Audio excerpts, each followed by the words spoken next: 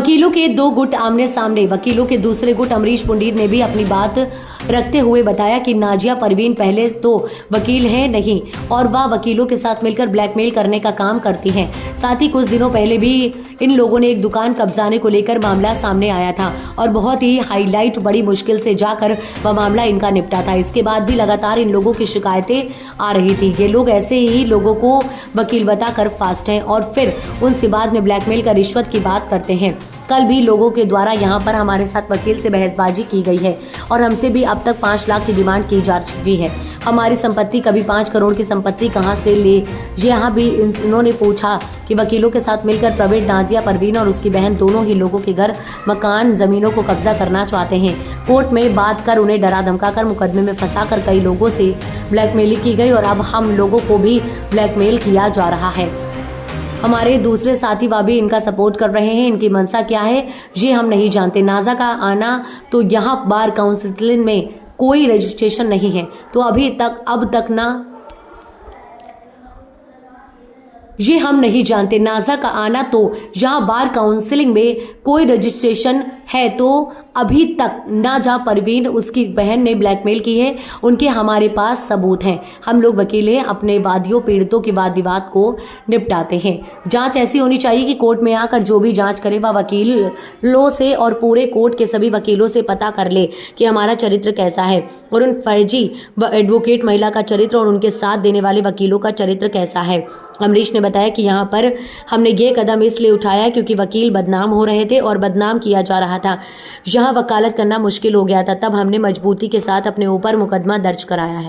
तब हमने सबूत के साथ इनके ऊपर मुकदमा दर्ज कराया है। एप्लीकेशन बार में ये करा होगा तो अब फिर हमें मजबूर होके कि इस तरह से यहाँ पर वकीलों की वकालत करना जो है भारी हो जाएगा, तब मुझे ये कदम उठाना पड़ा।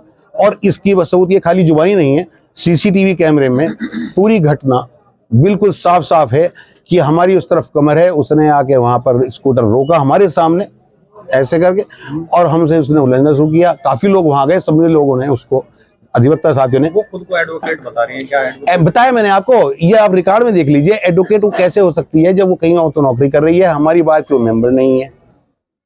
और 5 लाख रुपए हमसे इस बात के मांग रही है कि सीधी सीधी बात थी। बाबर वसीम और महरोज को जो हुआ वो भी ये हुआ कि आप इसमें से वकालतनामा हटाएं, वरना तो थे हम आपसे लेंगे।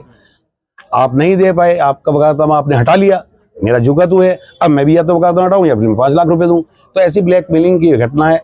एक नारी निकेतन का मामला हुआ था, आप लोगों की नॉलेज में होगा, बड़ा प्रकरण हुआ था वो, उसमें नाबालिग लड़कियों का जो एक आश्रम है, तो वहाँ एक पत्रकार महोदय पहुंचे तो वो लड़कियां उनसे शिकायत कर रही थी कि हमारे साथ ये होता है। तो अंदर से यही मैडम ड्रेस से निकल रही है, ड्रेस में, और उन पत्रकार को धक्का देकर बाहर कर दिया, दरवाजे बंद कर लिए। एक वकील का वहां क्या रोल था। एक वीडियो, ये सब वीडियो हमारे पास उपलब्ध हैं, हम आपको देंगे। उसमें वो ये कह रही है कि हमने एक दुकान में कब्जा किया था, उससे पैसे भी लिए थे, जेल भी भिजवाया था। और इस वाले मामले में जिसमें अब ये प्रकरण है बाबर वसीम वाला, इसके अंदर हम पैसे भी लेंगे, मकान भी लेंगे और जेल भी भिजवाएंगे। ये वीडियो हमारे पास है। तो ये आपको लगता है ये एडवोकेट की निशानी है? एडवोकेट तो है ही नहीं।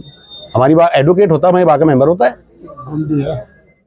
लेकिन ड्रेस में वो आती है। अब ये क्वेश्चन है कि जो एडवोकेट नहीं है और यहाँ लगातार ड्रेस में आ रहा है, तो साफ सी जाहिर है कि यहाँ भोले वाले नागरिकों को और जो हमारे यहाँ आते हैं उनको ब्लैकमेल ही करते होंगे, उनसे फ्रॉड भी करते होंगे। को एंट्री क्यों देते हैं आप लोग, वरिष्ठ हैं? देखिए ऐसा है कि हमने यहाँ पर ये नियम लागू किया था कि जो हमारे यहाँ भी जूनियर आ रहे हैं जिनका रजिस्ट्रेशन नहीं है, जो एडवोकेट नहीं है, वो सीधा अपना सफेद शर्ट और काली पैंट में आए, लेकिन उनको जैकेट, काली जैकेट या काला कोट पहनने का यूनिफॉर्म जो आती है वो उनको इजाजत नहीं है। बहुत लोगों ने इस बात को मान लिया, लेकिन ये लोग जो इसके साथ गए ये शय देते हैं महिला के साथ। ये है, अब महिला को हमने बोला कि आप ऐसा ना करें, तो वो हम पे इल्जाम देखो क्या लगा रही है। और ये इल्जाम इतने बेबुनियाद हैं कि पूरी कचहरी पड़ी, आप उनसे पूछिए हमारे बारे में, उससे कोई उसकी बात नहीं। सभी पीड़ित हैं, सभी पीड़ित। अगला कदम क्या होगा? देखिए अपना जो कदम था हमने उठा लिया, अब तो ये विवेचना का विषय है और विवेचना जो है पुलिस कर रही है। बहरहाल ये है कि और चीज निकाली जा सकती हैं। क्या वो सीसीटीवी कैमरे की फुटेज भी निकाली जाएगी जो आपके साथ चैनल वैनल पे सब पे चली है, इसमें साफ क्लियर है कि हमारा कोई लेना देना नहीं, हम किसी हम। और दूसरी बात ये, और जो उन्होंने हमारे ऊपर आरोप लगाए हैं वो एक घटिया स्तर की राजनीति है। मैं उतने स्तर पर उतरना नहीं चाहता, मेरा वो स्तर नहीं है। हर साल यहाँ पे इलेक्शन होता है दिसंबर में, ये समझ लीजिए कि जो विपक्ष है बौखलाया हुआ, वो इस तरह के ये ओछी हरकतें करके मतलब ये है कि वो डिफेम वाली बात है, डिफेम करने का, लेकिन इससे फर्क नहीं पड़ता। सब साथी मेरे साथ हैं, कोर्ट मेरे, ये कचहरी मेरी, मैं कचहरी का, साथी मेरे साथ है, तो उस बात से हम कोई घबराने वाले नहीं। और यहाँ नहीं, शहर में सबको हमारे फैमिली के बारे में और हमारे बारे में पता है, उसको कोई बताने की भी जरूरत नहीं। जी, आपका नाम? मेरा नाम उर्मिला बोध है। क्या कुछ प्रकरण है?